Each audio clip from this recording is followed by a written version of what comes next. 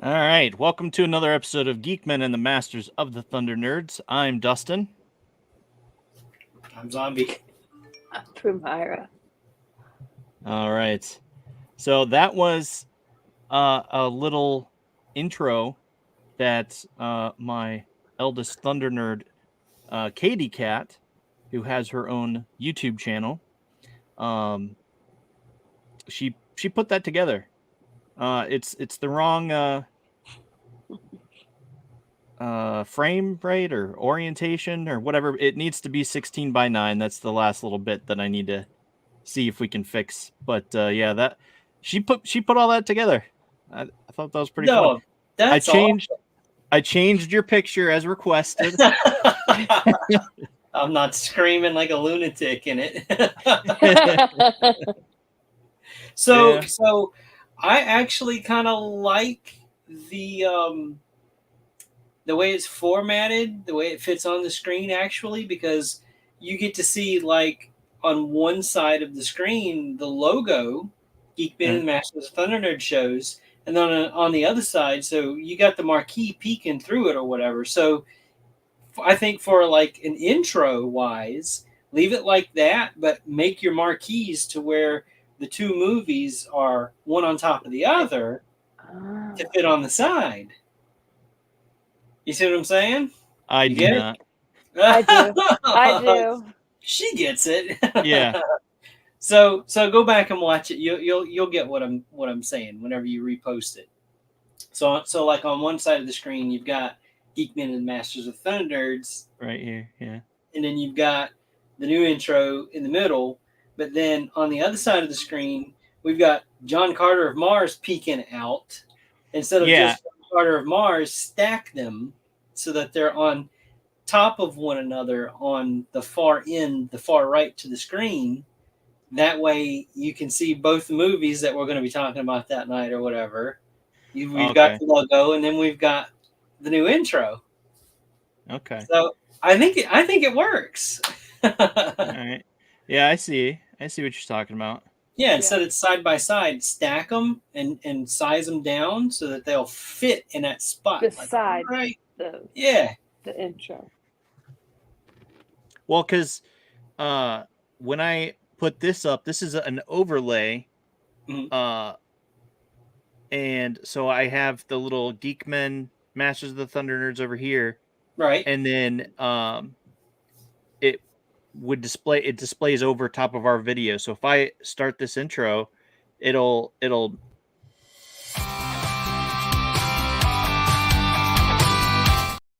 we're all muted. Yeah, so I said we'll still be there on the sides of the screen, just like how you saw it.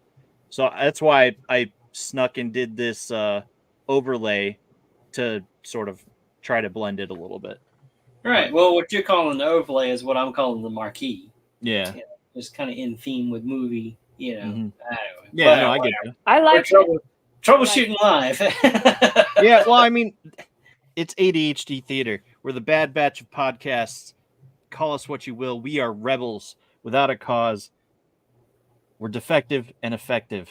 So say what you will. Yep. In the meantime, head on over to where's this banner? Head on over to Silverline crowdfunder, and they still have 2 more days on this.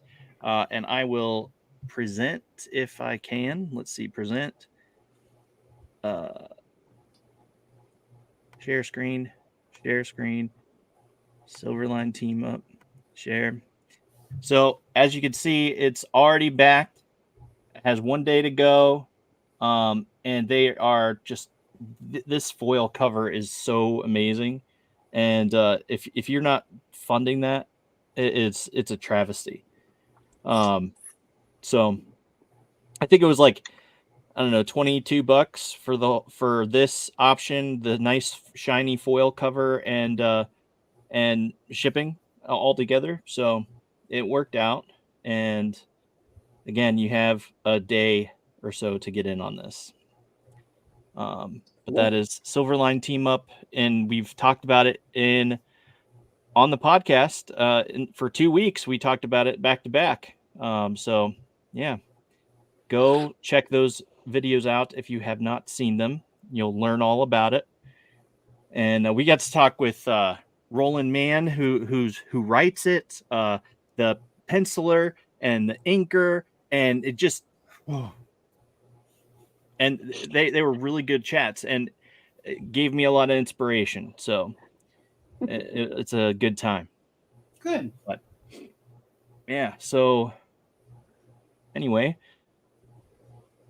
I lost my train of thought, which is par usual.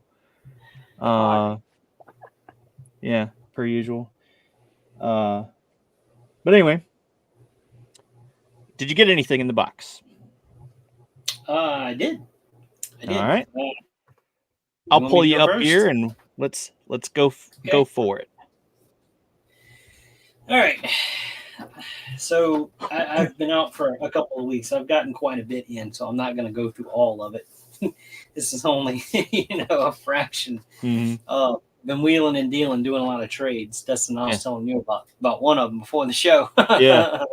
But no, the Horsemen dropped. Four Horsemen Studios dropped another Figura Obscura release. Mm-hmm. This time, they are treading in the footsteps of the Egyptian gods. This is Anubis. Wow. And he's really hard to see, but he comes with like different heads. Yeah. There's, I think 4 in there or whatever. Tons of accessories. You can't really see it, and they all kind of blend in this box here. But there's a ton of stuff in there. I've opened him up. I took some pictures because I kind of paint matched a piece, and I'm waiting for the approval to share it. But it was a 2-pack. So they did Anubis, and then they did Bastet. Nice. And I haven't opened her yet. I haven't pulled her out of the box. She is a cat, whereas Anubis, the jackal, is a jackal. Sorry, I'm so tongue-tied tonight.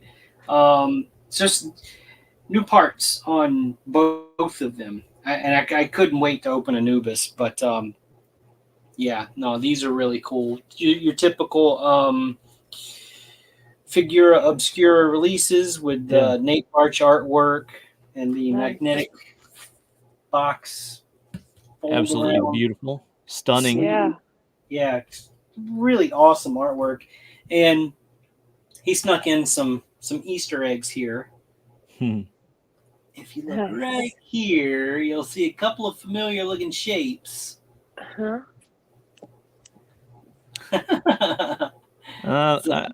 not recognizing him. Oh, come on. What's that look like? A wiener. Oh my goodness. That's R2D2 and C3PO. Yes. Okay, yeah, I see it. Oh, I see it now. I see it. And he hid them in the hieroglyphics. I love it. There's a few others in there. I'm not going to go into that, but yeah, no, these are really cool. They always do such a great job with the Figura Obscura stuff, and they've included another one of the little pamphlets that they pretty standard that they come with now, filled with more of Nate's wonderful artwork and some history for these characters.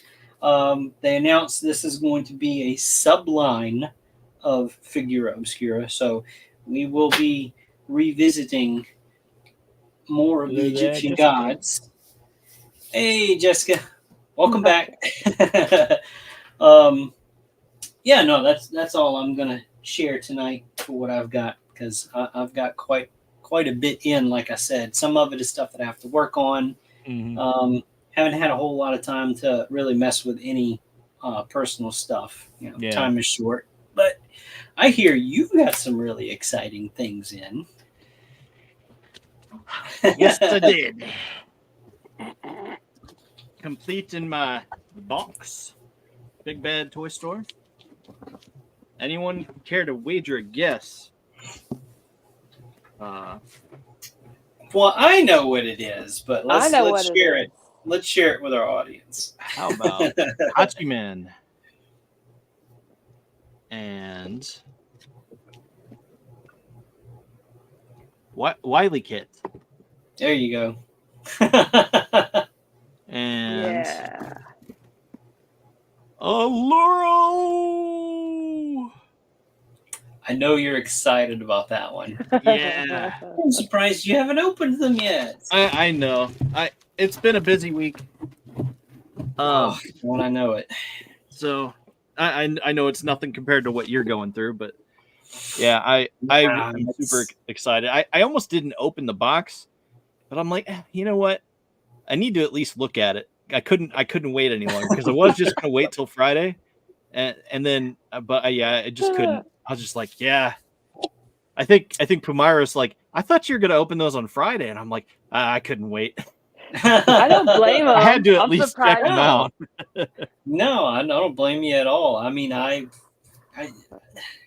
got my stuff in, and I knew what it was, but as far as like schedule wise with free time and all that kind of stuff, I'm just busy doing some work and that type of stuff. So I got the box. My wife was actually the one that got it in because I was busy, working on something, but out in the yard or whatever. But anyway, I'm like, okay, yeah, all right. She put it on the stairs for me, and it sat there the rest of the day into the night. It was like right before bed. I'm like, all right, I'm gonna take a few minutes to open this up before hitting the sack. I knew what it was anyway, but still, it's nice to crack that box open and confirm. Okay, yeah, I got what I was supposed to. Mm-hmm. Definitely. I'm dying to open actually really all of them, but I'm really excited for Aloro. He's the first Lunatic Yeah, that we've gotten, and he was always my favorite because the Lunatics were my favorite as a kid from Thundercats, but oh well. This is the first time we're getting him in toy form. All I want excited. to open So- up Wily Kit. Right. Wily Kit looks really awesome too. So what about you, Pumara? Did you get anything? Nothing exciting? $60,000 worth of medicine. Oof. That's pretty much about it. I That's mean, a well, different kind of box. yeah. Well, and let's see. Yeah. Well, you're excited about Wily Kid, so. Yeah. Yeah. We have to share what we get. Yeah, for sure. Dude, it's exciting because it feels like another vehicle already because we have Thunder Tank and the Electrocharger, and now it will have the hoverboard for Wily Kit, and it's just like, all right, cool. Another piece of the So it puzzle does- comes together. It does come with that figure then. Yeah. Okay. Yep. So do you know are these for the Thunder Kittens, are those new sculpts, do you think, or did they reissue? Because they Mattel came out with those, but it was a very limited thing. This was before Super 7 got hold of the license. Right.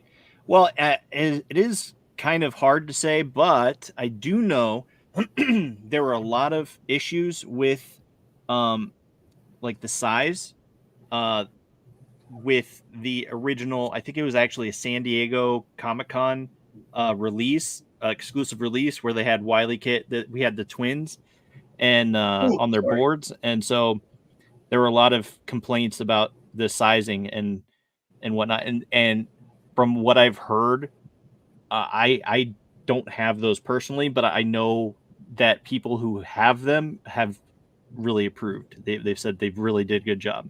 So it could be reuse, but there's at least some lengthening, shortening of different limbs to make it work. So Okay. that's exciting. Can't wait to find out. Uh-huh. All right. Well, that's all we have for the box. Derry's on a side quest tonight, but he is wanting to chime in on these movies. So we'll probably do like an after party type show later when he's available, so he can chime in on this. So he said, "I have some thoughts for why we didn't get a sequel or why it flopped or whatever. So yeah, tune in for that at some point. We're gonna set it up in the next day or two. Find out. Yeah. Yeah. But what movie do we want to start with? Professional. All right.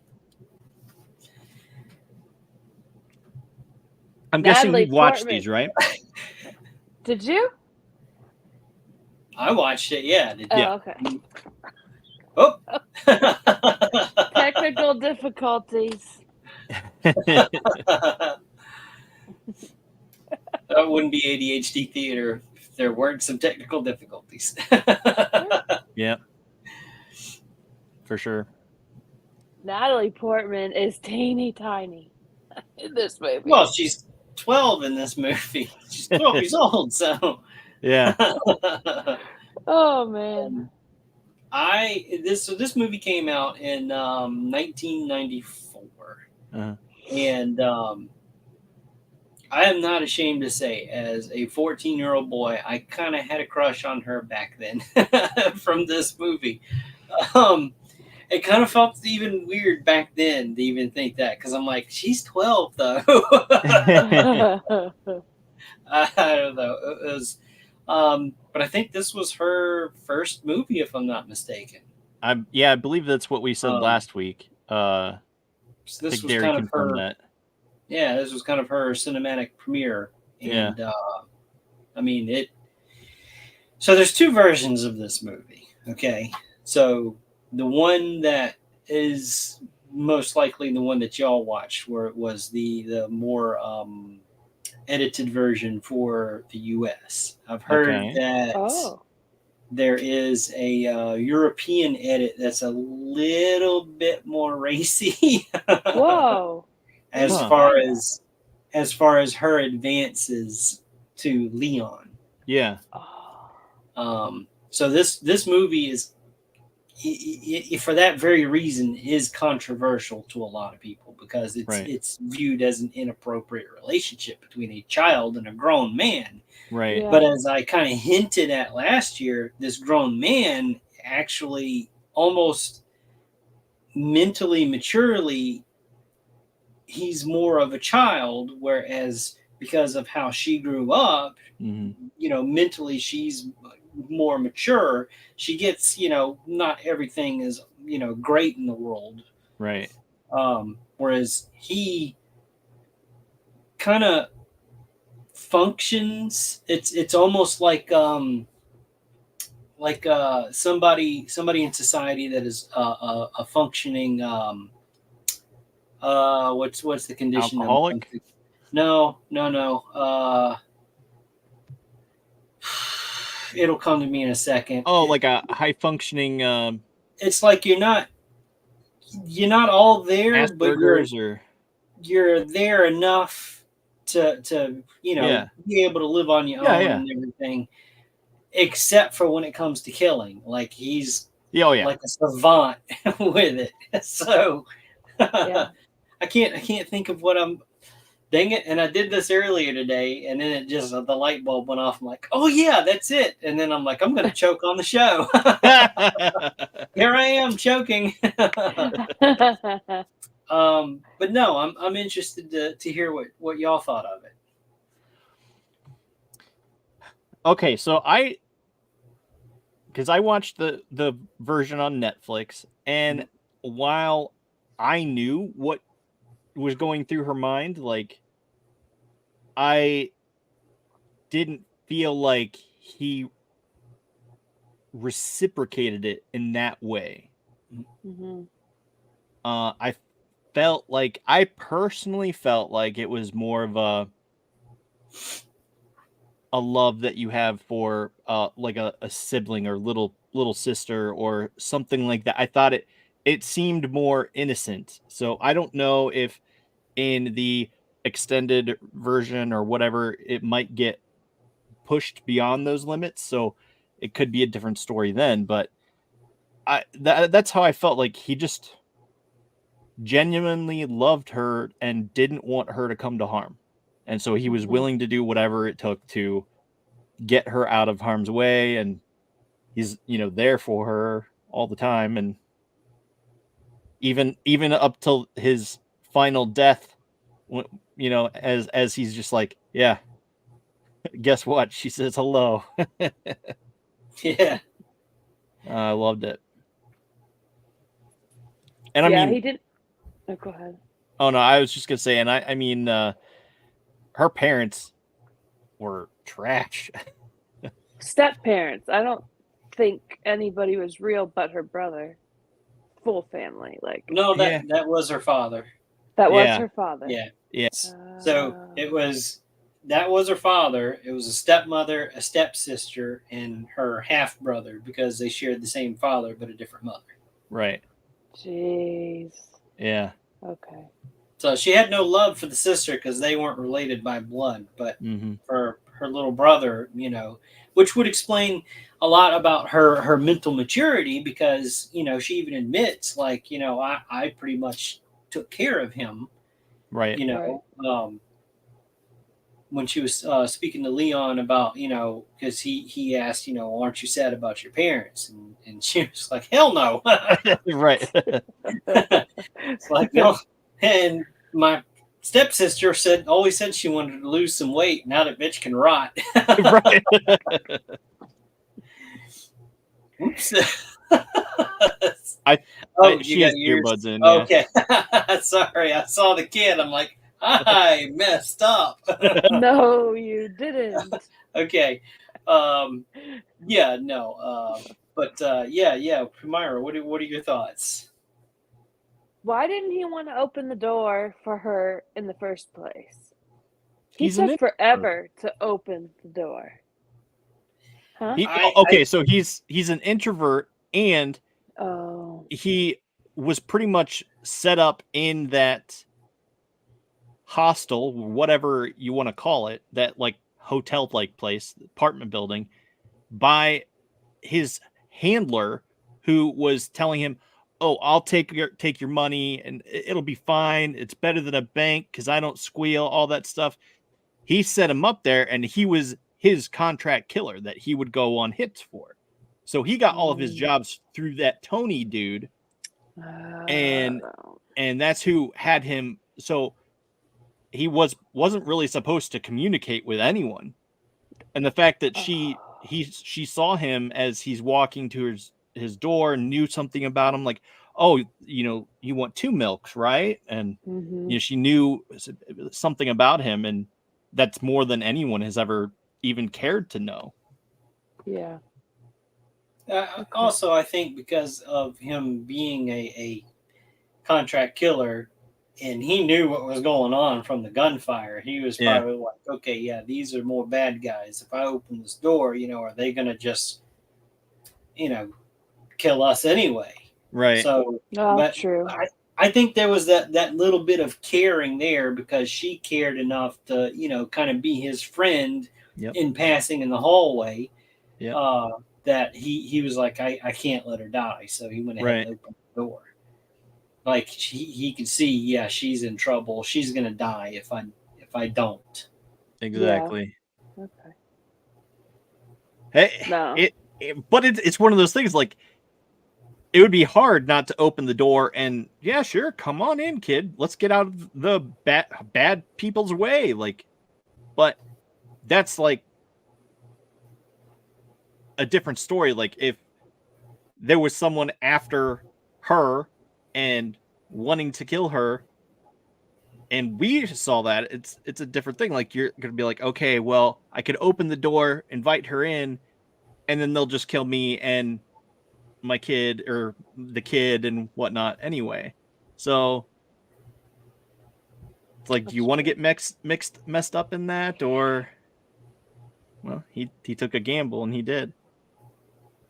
Well, out of anybody, I think he could handle it. Right. Yeah, no problem there. I liked her training sessions. I thought they were actually going to kill the guy in the park. But it was, and he was like somebody important too. He had bodyguards. Yeah. No, she turned out to be a good person. Who was he? She picked out a hell of a target. Right. And she got him too. Yeah, I think when she got him, Leon, whenever he saw the bodyguards pretty much throw themselves on the dude, he was like, "Oh shit, that's somebody. We gotta go." Yeah, somebody. I'm trying to think. I can't remember. Some some Head sort of honcho. celebrity or something, I think. But Yeah. he seemed very pompous and yeah. well, so does everyone, but anyway. No, you nailed it. You nailed it with that description. Yeah. I don't know. He seemed like maybe like someone from Hollywood or a senator, someone Yeah, who would actually senator. have hired bodyguards to roam around. It's just Yeah. a joke. She picked up on that training quick. So Oh yeah. Yeah. didn't take long. I want to be like her. Learn to shoot a gun. I approve. I know you do. Yeah. Oh well. I think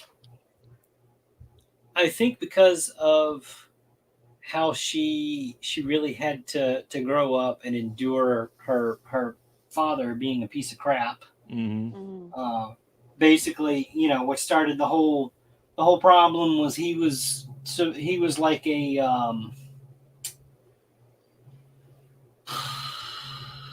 I guess a middleman, a handler for some drugs. Yeah. And skimming some of it off the top, which the guy that it all belonged to didn't like that. They found out, so they traced it back to him or whatever. Yep. So I mean, the guy's automatically, the guy's a piece of work already. So, and they show him abusing her. He hits her and curses her and tells her she's worthless and that they need to clean up the messy house. And all the while, the stepmom is like a prostitute or something. She's dolling herself up in the bathroom and saying she's getting ready to go out, telling the kids that they need to rustle up some food for everybody. I'm like, ain't no way. No way. Come on. So already, they set the scene for this is not a good family. Absolutely. In the events that happen, I mean, it's a real tragedy about, the smallest child, her little brother, because he's just an innocent in all of this. Ends up getting taken out by the vanilla Rastafarian, and which I think by the end of the movie, he was the only one left alive out of that whole little crew. Yeah. So the one that killed her little brother didn't even get killed in return. Anyway, that's I don't know. Loophole. Yeah, I guess that could be right. I don't know. So, well, they never show him getting taken out. So, but no, what I'm getting at is I think Matilda is looking for that fatherly figure, and in her moment of desperation, Leon is there. And she was going to walk up to his apartment either way, whether her family got killed or not. Mm-hmm. So for her to just keep walking and try to ignore the gore that just happened in the place where she was living. Yep. And then he opens the door, that kind of cemented, I'm safe with him. He's, so it ends up, to me, her relationship with him, even though she tells him that, well, I love you, I want to be, more for you. She gets wrapped up in that feeling of, which happens with people that save someone's life, whether it be in a hospital or in a bad situation like this, they fall in love with their rescuer. And a lot of times that's not reciprocated because of, other situations or whatever. So it's kind of that situation, I think, with Leon himself. Whereas Matilda, she's 12. She doesn't really understand all of those feelings anyway. She just thinks she's in love with him and wants to be, his lover, which she has no clue what that entails, really. She's 12. He is an adult, he's like, no, you're a child. Right. You know, I saved you, and now you found out that I'm a killer because you found my guns, and she figured it out quick. Yeah, she I did. mean, split quick. It's like, dang, kid, that would have been like if I'd opened up that case of guns and I looked at him like, what do you do? No, she's like, you're a killer too. I'm gonna do that too. You could train me. Right. Right. So, to me, that's where their relationship kind of fits, you know, because Yeah. you go down the rabbit hole online and they go way into that relationship, and I think make it into more than what it is intended to be. Yeah. But still, because of her actions and some of the things that she says, the vocabulary that she uses, especially to that one, you know, check-in clerk at that hotel. It's like, hey, all right, you are out of here. Right. Right. So yeah, but that's my opinion of their relationship in that situation. And as far as the actions that go into the plot of the movie, ultimately the bad people do pay for the actions and the wrongs that they did to her. Mm-hmm. Although I have to add, I am disappointed that we didn't get a sequel to this movie, especially now that Natalie Portman is older. It's like, where is the sequel to The Professionals now? No kidding. She could totally like go through school, through that boarding school that we see her at the end of the movie and everything. Yeah. That's going to get paid for by Leon's money as she grows up or whatever, and then when she becomes of age, she could go back to Tony's restaurant and be like, hey, I want to be a cleaner. Leon already taught me how to clean, and I can handle myself. So she kind of takes over his role, and then in doing so finds out that the vanilla Rastafarian was the one that actually killed her little brother, and his ass is still out there. So she tracks him down, right. finds out he's with this other crew, and it could be so great, 20 Unleashes years hell on later. them. It would be. It would be so cool. Yeah. I feel like there's been talks like of her wanting to come back, but that would be awesome. think it's all rumors, but that would be awesome. That really needs to happen. Like, I mean, there's quite a few movies with badass women, bang bang, shoot 'em up, secret agent, professional killer movies, whatever you want to call them. There's plenty of those that's been out there. Yep. But this one would have history. Yeah. This one, it would catch so many people out of left field. It's like, whoa, Natalie Portman's doing a movie like that? Right. And then they find out, oh yeah, no, this is like a sequel to this other movie. Right. They don't even have to call it The Professionals, The Professional 2, Matilda, anything like that. They don't even have to, like, it could be one of those like the Chronicles of Riddick type of thing, because that started with Pitch Black. Didn't have Riddick name on it, nothing. But that's where his character starts. That's where we pick up his character, and then it goes on from there. This could be the same thing with her character Matilda. I like it. So Besson's original idea for the Professional sequel was a story focused on an older, more mature Matilda, and the script was simply titled Matilda. The story required Portman was older. Production was delayed, but in the meantime, Besson got involved in other projects. Luc Besson. Well, maybe we need to drop him a line and go, "Hey, where's this movie? Let's do it. Let's go. Hey, you need some ideas. Like, I'm an idea guy. I'll give you some ideas." The last movie set it all up, though. Yeah. For real. I mean, goodness gracious. Well, and the whole premise of Tusk, Kevin Smith's Tusk, was started in a podcast just like this. So guess what, dude? You never know. You need to go do it. Yeah, I'll sure. help. Let me just hang on. Let me grab my phone and just shoot Natalie Portman a quick message real quick. Right. Yeah. Okay. That'd be awesome. Oh yeah, sure. I've got her on speed dial. Why not? You don't? Ryan Seacrest probably has her number. Dude, he had everyone's phone number, it seemed like. But that's neither here nor there. I didn't give him mine just on principle alone. So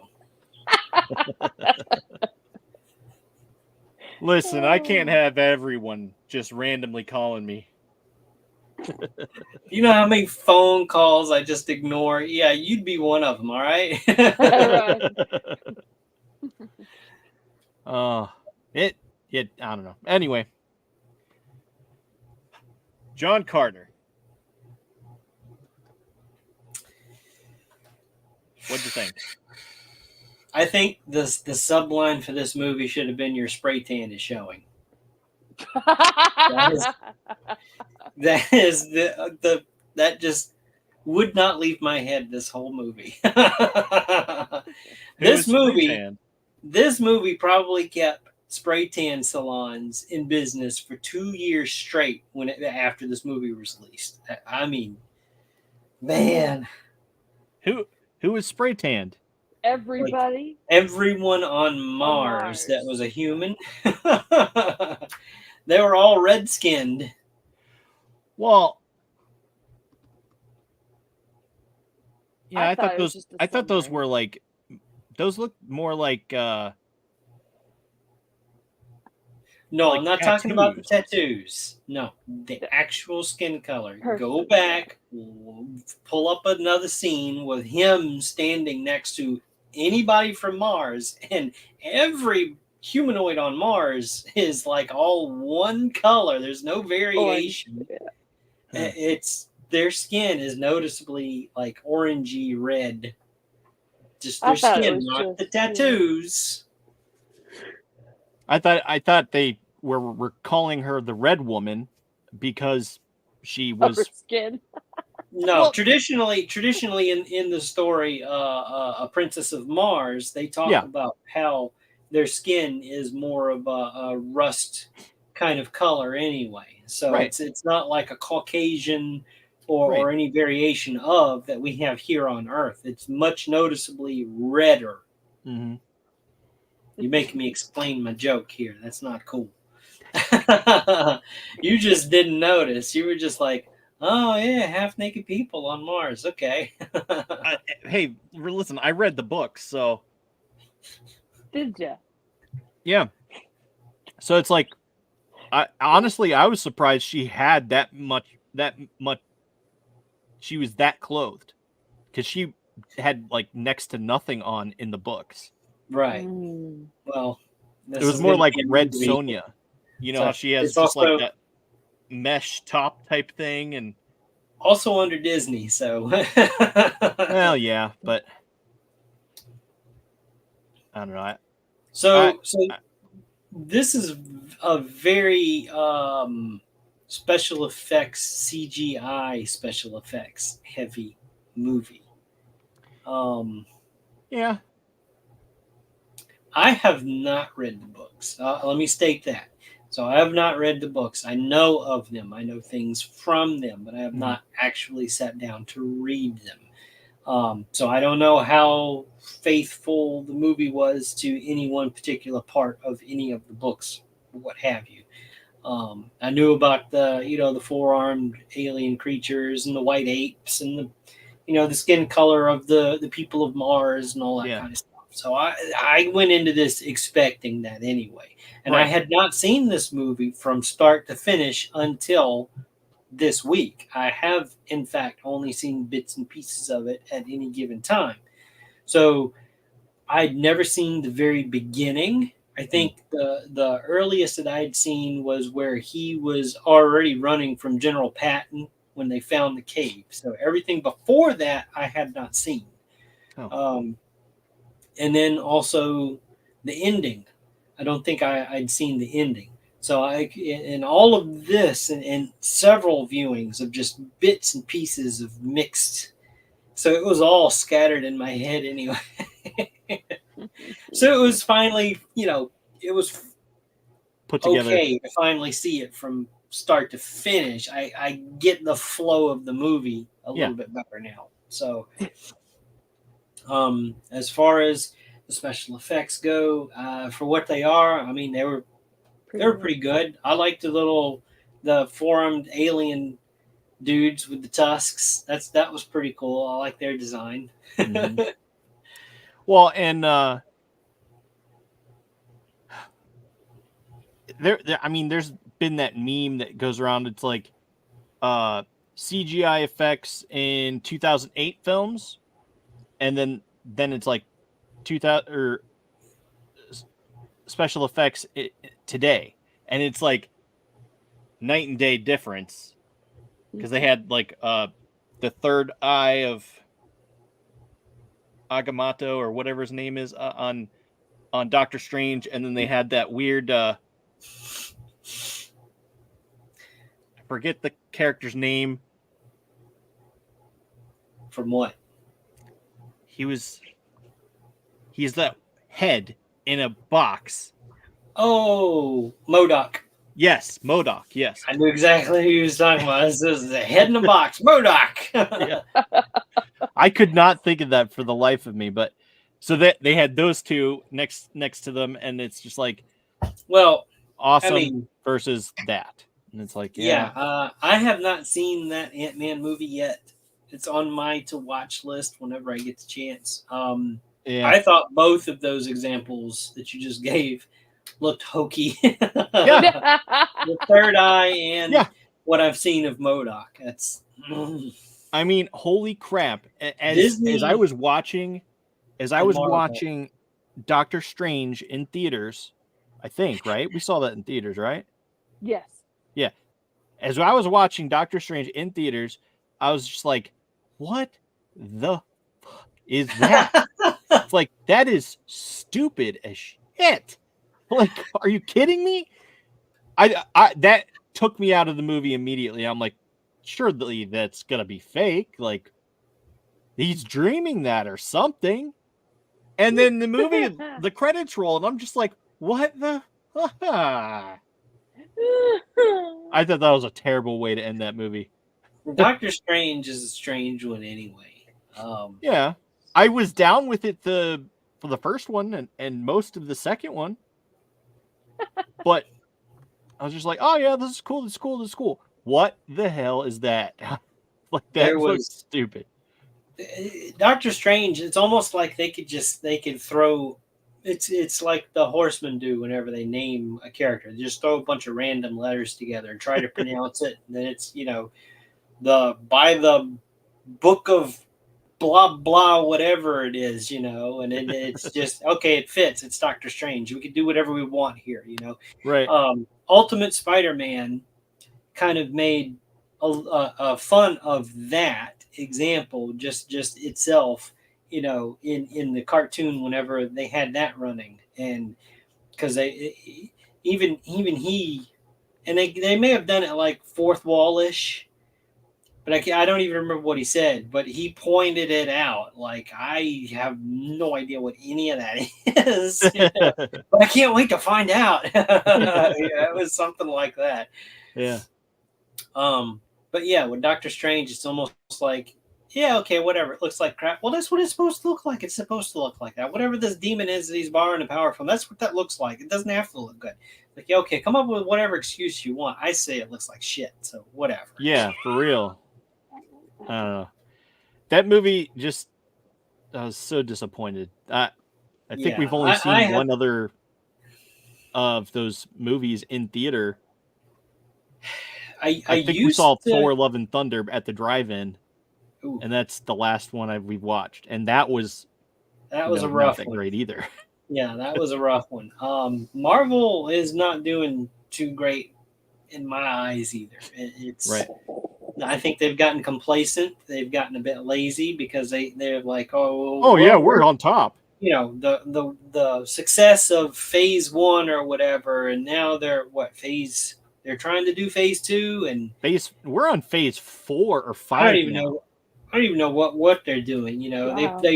I think they put all their eggs in one basket with this Kang thing that was supposed to be like the And now next he's in jail. big bad guy, like Thanos was, where Right. all these things that are happening are supposed to be coming together, and like he's the next big universal threat, and that's because of other reasons. That's not going to happen now. Yeah. Wow. Yeah, you can't control people. No matter what you try to do, Disney, you can't control people. Right. I.e. Gina Carano. Yeah. Where's justice for her? You know, she gave an example of something, and people Right. took it way out of context. Yep. They did her dirty. That's my opinion on it, and I'm sticking to it. I will Agreed. die on that bridge. They did her wrong. Yep. I'm right there with you. I disagree with Disney wholeheartedly. I get what people are saying, that they're what a private company, they can do what they want. No. I disagree. There's certain things. It's like, okay, so like let's say Disney, you wouldn't work for Disney and then be a slave and to them and do whatever they want, right? I don't know. I'm probably more like that anyway, but well, there's you know, contracts and agreements you have to sign whenever you work for anybody, really. Yeah. And they could fire you for whatever reason they want, anything that they deem necessary. And it's Disney, so they can lawyer up, and everybody knows it. So, I mean, are you really going to try and fight that? I mean, really? The thing, you know, like I keep saying, what she said was really kind of taken out of context. Cancel culture got a hold of it, and this whole, you know, my feelings got hurt. I'm so offended by what she said. So fucking what? Don't even try to come after me if you're watching this saying, oh, well, you're offensive. Yeah, I am offensive. All right. You have every right to be offended by anything that anybody says or does. But that doesn't really have to affect me at all. You can call yourself whatever you want to call yourself. I don't care. But I don't have to support whatever it is that you believe in. Right. I just, you know, that's just me. Whatever. Take it or leave it. Don't care. That's right. Leave it at the anyway. So John Carter of Mars, did you enjoy it? I loved it. I loved it the first time I watched it. I loved it the whole time. And then that prompted me to read the books, and so you so you watched the movie and then you read the books? Yeah. I can see somebody that did it the other way around, that read the books first, because the books have been out for a while. You know, that's not something new. I mean, the books came first. Yeah. I can see the people that enjoyed the books hating this movie. Yeah, and I think a lot of them did, and they like hated on it unnecessarily, like to the point where they couldn't do a sequel. It wasn't financially responsible to make a sequel.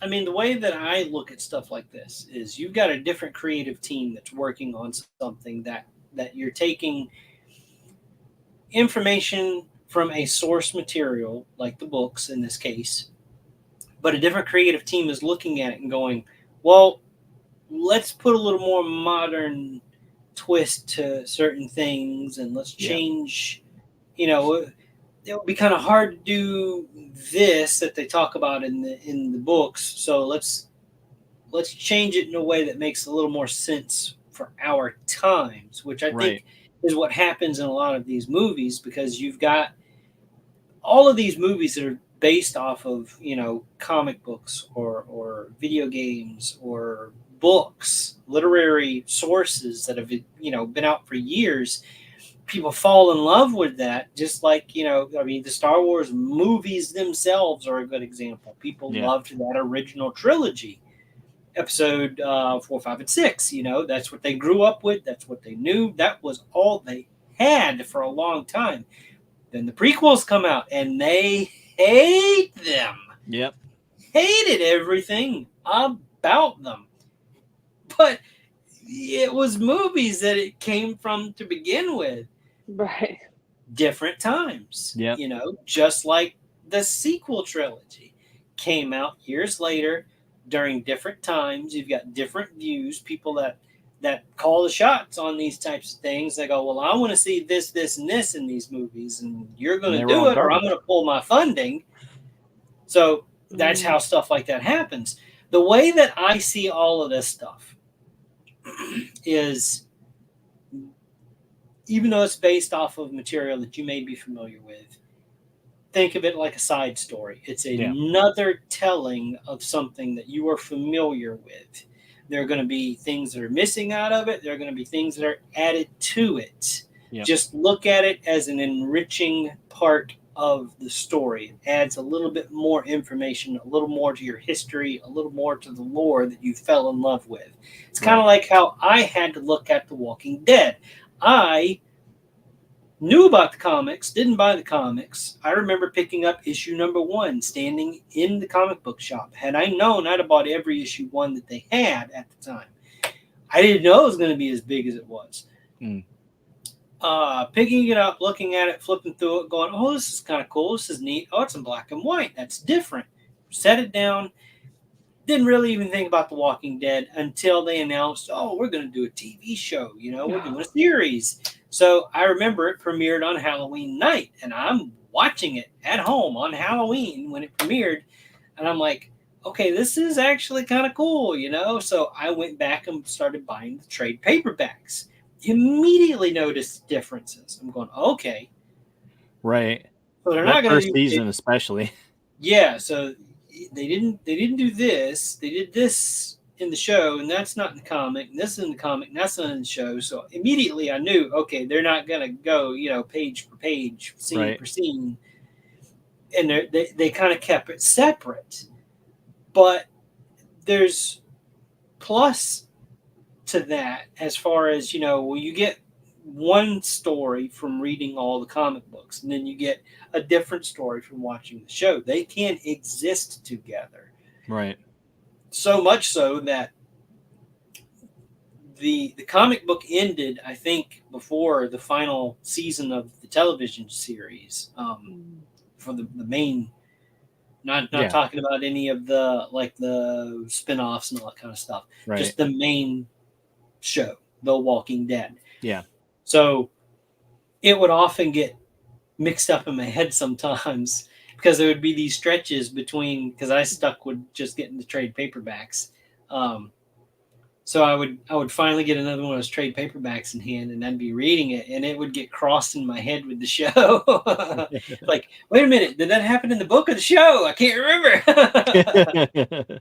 But if you look at it as a whole, it's like, there's both of them gives you missing pieces to a bigger story is basically what I'm getting at. So you don't have to absolutely just hate on one while you love the other. Just open your mind, look at it that way. Yep. They both give you different pieces of the story, and they can all fit together. You just ignore what you don't like, whatever. Exactly. Well, I mean, that's how I feel about Longmire.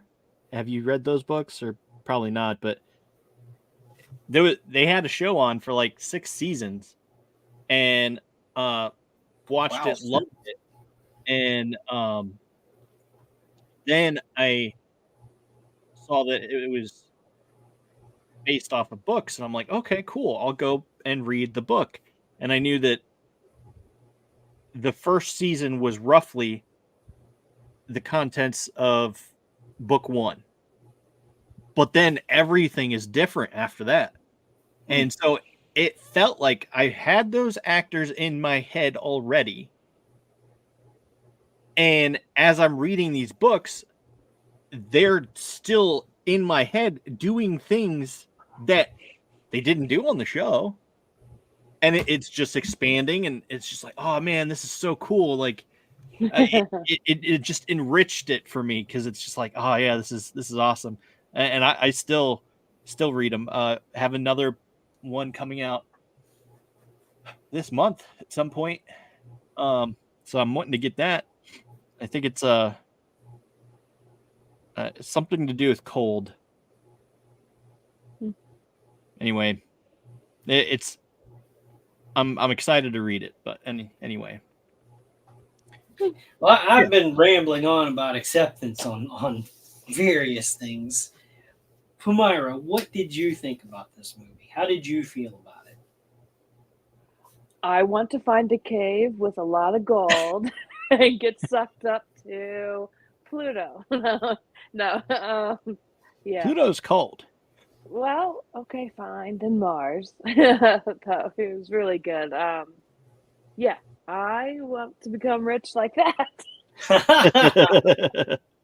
Let's go look for a spider on a cave. Heck yeah, man. Dude, I tell you, like I said, I loved the books and I loved the movie. The books to me felt a little repetitive after a while, and they're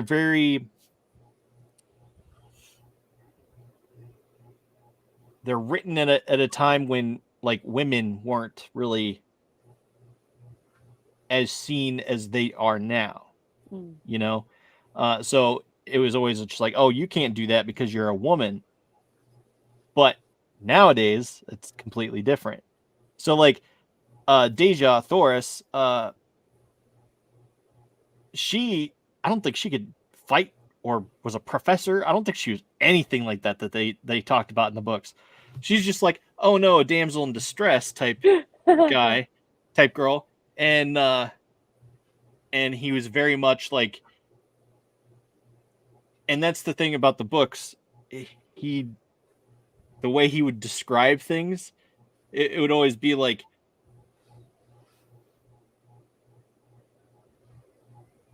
so like inappropriate. Oh. The way he would describe, like, just like implied inappropriate. You know, he wasn't like explicit like George R.R. Martin, where he's like laying things out. Explicit. He's like, oh, his bulging muscles were thrusting and this and that, and it's just like, okay, I don't need to read about thrusting and all that. Like, dude, come on. Just say he jumped far. I mean, but yeah, I digress. That low gravity would be fun to be. Heck yeah, man. I would love that. Yeah. That'd be cool. Yeah. I would love it. Yeah. I want a cave, like you said. I want to get rich. But even if I didn't get rich, I think it would be insanely cool to actually be able to telegraph yourself to another planet. Yeah. Like, or shapeshift, like that dude with the disc. That dude with the thing. Yeah. Who he was like that Theron or whatever he was called. Yeah. Yeah, that would be cool. But I'm still bitter. I hate him because he's, a Theron or whatever. It's just like, yeah, he's dirty. I want to be like John Carter. Well, yeah. But to have a copy live on another world and Earth, that would be... It would be... interesting. Difficult. Yeah. To do what he did. And he had to be rich to do what he did. Did he? Because none of that was his when he got called to Mars. What do you mean? Right? The gold wasn't his at the beginning. No, only because no one has ever found it. Right. So you didn't have to be rich to go to Mars, just to live a double life. Yeah. Yeah. That's all I'm saying. Yeah. He could have slummed it. He did. He slummed it out on Earth forever until he finally got to kill one and take it back. Go back to Barsoom. Yeah. All right, I digress. Any other thoughts about these movies? I can't wait to hear what Derry says. Yeah. Interested to hear what that he has to say. But do we want to pick movies for next week? Do you have any picked out? Not off the top. Because I've got one. I was just kind of scrolling through Tubi. I was trying to find something sci-fi to kind of keep the theme because we've done some sci-fi stuff, and I couldn't find anything on Tubi. I mean, there's Stargate, Stargate's on there, but you know me, I skew towards horror. I like horror.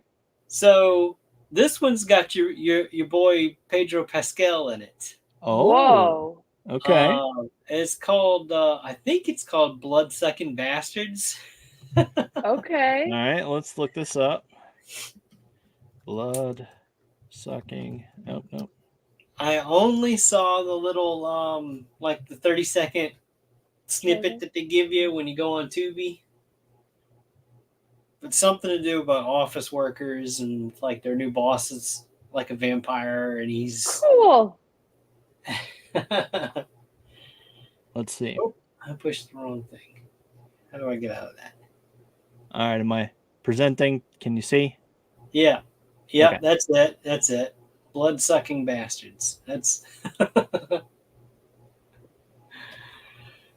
Let's see if we can maybe.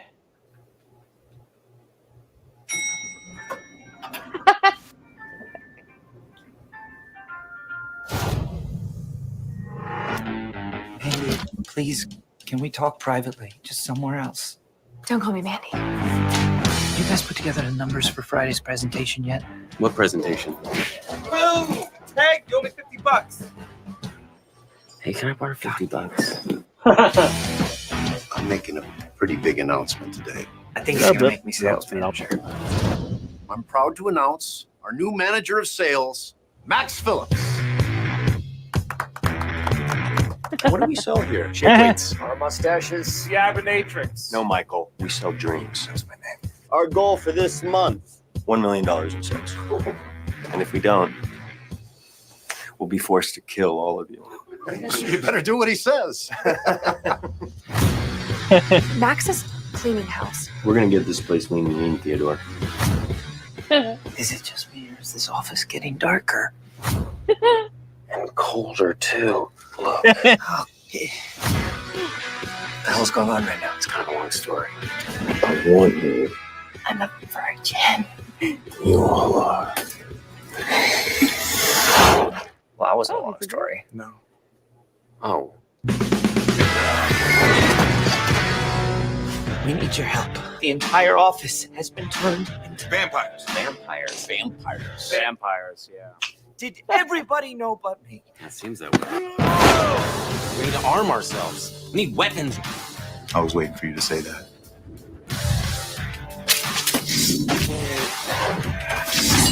Meeting's canceled. We are losing a lot of employees.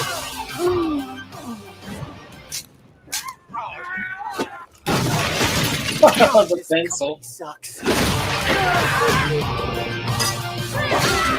Bam, snack.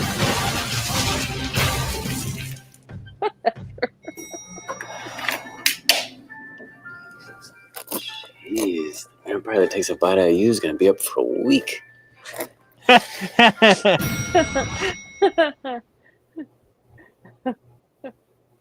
So it's a bit of a horror comedy. Yeah. It like it. reminds me of like a. All right, hang on. Something's still playing. I need to turn this off. There we go. Okay. Can't concentrate when things are talking in my ears. Yeah, it reminds me of like a Shaun of the Dead type Yeah. Yeah, it movie. kind of does. Yeah, slash American Psycho. Pedro Pascal looked awful lot like Christian Bale in those clips. From just viewing on the little tiny box here. I didn't view it. Hopefully I don't get flagged for this, so that's my attempt at showing a trailer. I know last time it didn't work out so well. All right, so let's see. That is on Tubi. Yeah, Tubi. Or not to be. That is the question.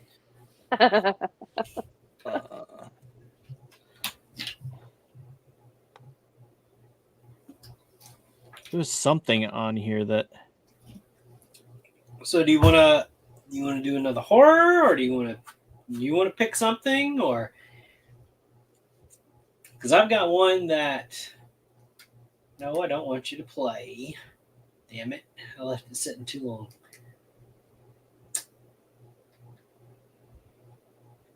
I've got one that I remember watching on, I think, like the Sci-Fi Channel or something. But also thinking, I wasn't actually that bad. Oh, okay. Because there are some real stinkers that came off of the Sci-Fi Channel. Yeah. More bad than good. And not like in the good bad way. No, I remember. Really, come on! It wants me to watch it. I just tried to start on me twice now. Besides this one. Oh. I've never seen something. I remember one that I really liked, and this is not the one I'm looking at right now, but it was called Carney. And it was about the Jersey Devil.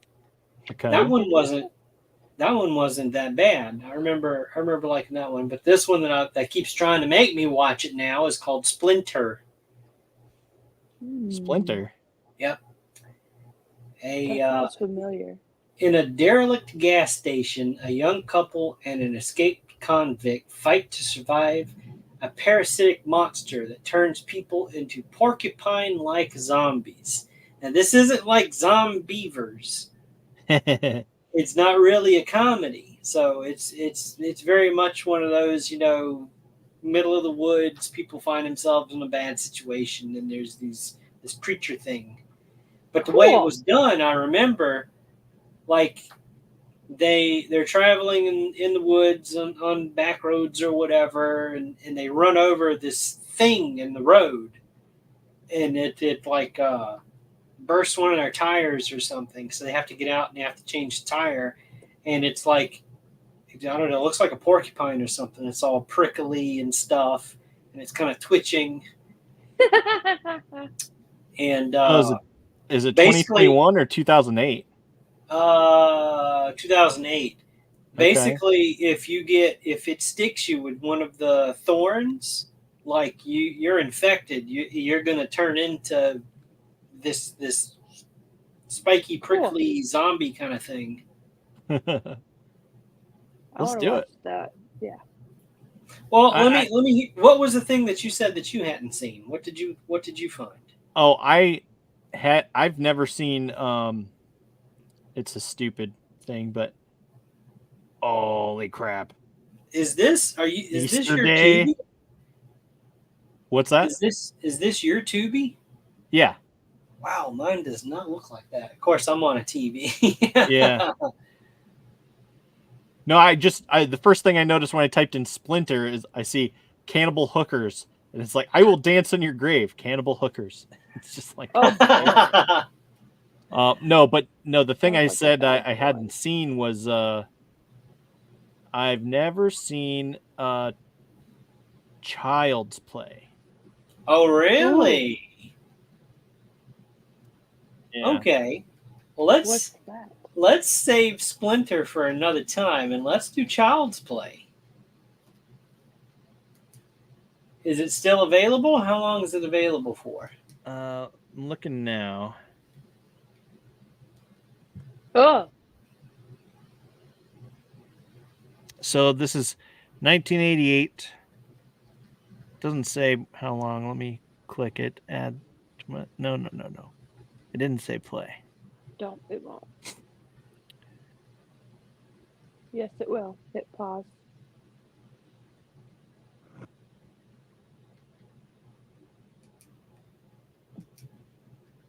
Well, hey, it's directed by Tom Holland. Not the Tom Holland that I'm familiar with. Okay, so all right, so it's not like expiring in a day or something like that. So that's Right. good. So we've got time to catch that. So Yeah. yeah, let's go. Child's Play and Blood Sucking Bastards. All right. Woohoo! Add to my list. Also, I kind of want to see Terrifier too at some point coming up. I don't know anything about that one. Yeah. I don't know anything about it other than there's this clown dude but both of them are on Tubi. Fire. No. Terrifier. Oh. Ooh. It looks like there's multiple movies. Yeah. Terrifier 2, and I'm guessing this is like a third one. I see Terrifier the short. Yeah. I don't know what that's all about. Whoa.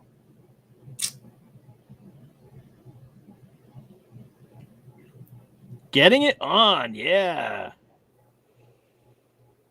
Oh, Jack Frost. That's a good one It's to a come up trap. with. Clown Kill. Ooh. Tooth Fairy. Seen it though. Where's the Tooth Fairy? We've gone down a rabbit hole now. Yeah, we have. Teeth. Whoa. Yeah, I know that that probably excites you. Teeth. Just my other profession. That's all. Brutality. Pray you die first. All right, so we'll have those in the hopper for at some point, but Child's Play and Splinter. Pause it. No, Child's Play and Blood Sucking Bastards. Right. Yeah, oh yeah. Blood Sucking. We'll save Splinter for another time. Oh, bastards. It that. popped up in the queue because I noticed what was it that I squeezed it in today while I was painting. What was the Pride and Prejudice and Zombies? And I'd never seen it before, so I was curious.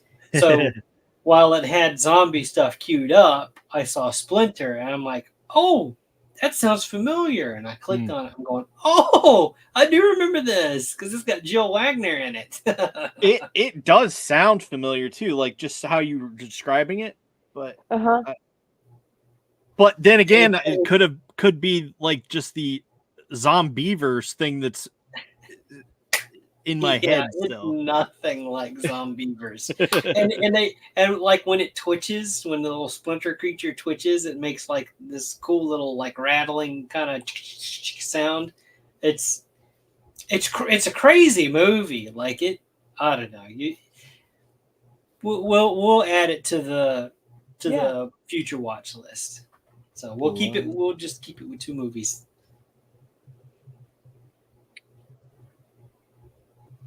But I was curious about Bloodsucking Bastards because I saw Pedro Pascal on there. I'm like, oh, we gotta like this one. Yeah. Good choice. All right. So that's our assignment for next week. I will pass that along. And okay, so I'll say this: if Derry's not up for watching one of these, I can always drop Child's Play.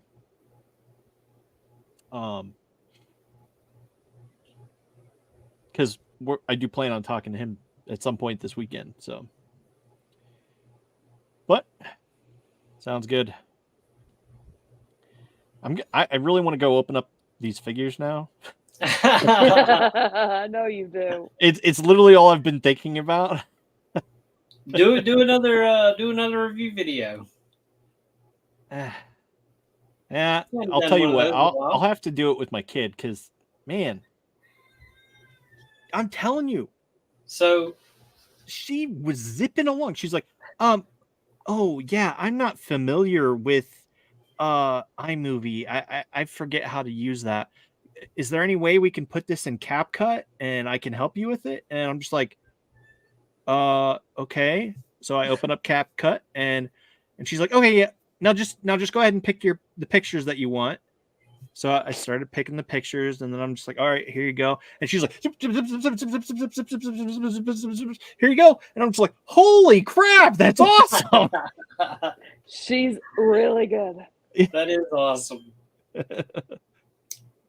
Yeah. So Well, you got to open them first anyway before Yeah. you do the reviews. You don't want to do that on camera during the review. You just go ahead and open them, figure them out, but yeah.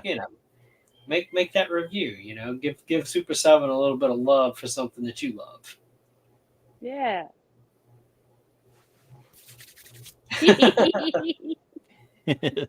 Well, I look forward to watching it. So Last thing I want to just say real quick, June 4th is coming up, and that is Acolyte. And I'm nervous about it. what day is June 4th on? Tuesday. Yeah, I think Tuesday. Tuesday. Okay. And they're airing at 9 Nope. o'clock Eastern time. So could technically sneak it in during the week, but yeah. So anyway, I'm nervous, but again, this goes back to you need to have an open mind because it contributes to the lore and stuff like that. This is a different time period. It's 100 years before Phantom Menace. So I'm nervous, but mainly because there's been so much controversy with this show, and how she's come out and said, like, hey, guess what? I'm not a Star Wars fan at all. Whatever. Don't matter to me. And it's just like, that just doesn't sit right with me. Like, first of all, how can you not be a Star Wars fan and yet you get to create something in Star Wars? Like, do you have any idea how many people would kill to be in your position? Like, You? Right. dude, I know. But so that makes me nervous. And she said she was proud of it. And now all of a sudden, because Dave Filoni has had hit after hit after hit after hit, I saw like an interview where Leslie Headland sits down with Dave Filoni and they talk about the Acolyte and Sith and stuff like that. And it's just like, don't try to push this off on Dave Filoni's shoulders. He's got enough to do. Right. But yet he's going to, his approval somehow is going to carry the show. Like, I'm not, don't do that. Like, it just feels kind of shady to me. Yeah. Like, they're trying to save face in the whole, like, okay, yeah, I do like Star Wars. And it's just like, yeah, but you said otherwise. And I don't know. Yeah. So I'm very nervous from that aspect. I am, however, excited as a fan of Jedi. I'm very excited to see Jedi swinging lightsabers and stuff like that. So I think it'll be fun, but I'm nervous. And again, that's June 4th. And yeah. So, okay, I digress. Blood-sucking bastards and Child's Play for next week. All Do you right. guys have anything to add? Possibly a touch on first impressions for Acolyte. Yeah. We shall see. Yeah. Yeah. All right. Well, I'm hoping that maybe either I'll do it weekly, or in this show, or I'll maybe set aside some time to do a whole thing series like we did for Shogun and stuff like that and Bad Batch. You're gonna do an Acolyte confessional. I honestly, I really, really hope it's good, and I just want to like it so bad. So visually, I think you'll get what you want. You'll get your Jedi swinging your lightsabers, whether you're gonna like them lightsabers or not. I'm just saying, I've heard some stuff, but I think you'll get your fill of Jedi, from this show. But well, okay, so honestly, again, this is another side topic, but I recently went back and rewatched Book of Boba Fett because of these figures that I got last week, and it's just like, oh yeah, I want to go back and watch these so I can play with them. As you see, they're still unopened, but still in the box. Yeah. As are the other things that I got. So anyway, I digress. We're gonna. Well, no, I guess that still kind of fits. What's still in the box? yeah, what's still in the box? Oh boy. But man, yeah, like I said, I'm excited and have so many different emotions going on right now. So probably best if I just stop talking. All right, that's if you have a chance, go check out our pals over at Silverline, and then until next time, we'll see you next week.